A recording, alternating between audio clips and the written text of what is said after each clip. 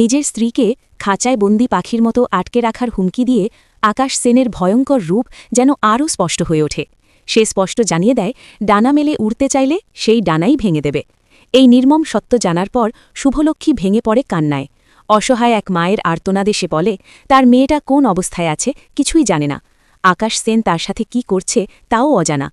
তখন কেশব মাকে সান্ত্বনা দিয়ে প্রতিশ্রুতি দেয়, একবার যখন বোনের খোঁজ পাওয়া গেছে তখন যেখান থেকেই হোক তাকে ফিরিয়ে আনা হবে। আদি দ্রুত অস্ট্রেলিয়ার টিকিটের ব্যবস্থা করার কথা জানায় এবং বিশ্বাস রাখে তার স্ত্রী সুস্থ আছে। এখন ভেঙে পড়লে চলবে না। অন্যদিকে দৃশ্য বদলে যায় আরিয়ার দিকে।